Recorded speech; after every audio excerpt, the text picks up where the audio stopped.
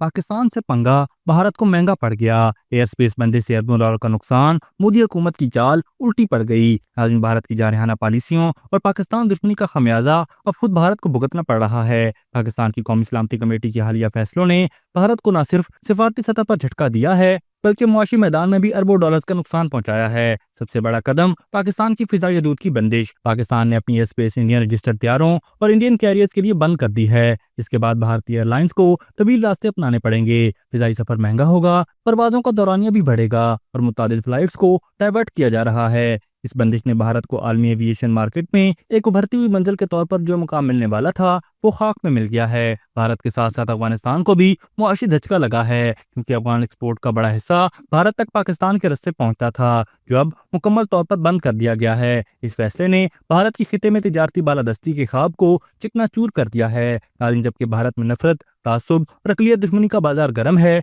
वहीं पाकिस्तान में फिजा बिल्कुल मुख्तलिफ है। यहाँ पूरी कौम मुत्तहिद है और सोशल मीडिया पर भारतीय प्रोपेगेंडे और फाल्स फ्लैग ऑपरेशन का मजाक उड़ाया जा रहा है। पाकिस्तानी अवाम ने दुनिया को एक बार फिर से यह पैगाम दिया है कि पाकिस्तान अमन का दाई जरूर है, मगर कमजोर हरगिज नहीं। अगर दुश्मन ने जंग मुसल्लत करने की कोशिश की तो हर पाकिस्तानी अपने इदारों, खासतौर पर अफवाज पाकिस्तान के शाना बशाना मैदान में उतरेगा, और जो भी मैली आंख से पाकिस्तान को देखेगा उसे तारीख का बदतरीन इंजाम देखना पड़ेगा। और आखिर में नाजरीन, एक शुक्रिया तो भारतीय वज़ीर-ए-आज़म नरेंद्र मोदी के लिए भी बनता है, जिसने पूरे पाकिस्तान को यकजहती की एक ऐसी लड़ी में पिरो दिया है जिसकी मिसाल पहले कभी नहीं देखी गई। सियासी इख्तिलाफात पीछे रह गए और रियासत के साथ अवाम एक सफ में खड़ी हो गई। यही वो इत्तेहाद है जो दुश्मन की सबसे बड़ी शिकस्त बनेगा।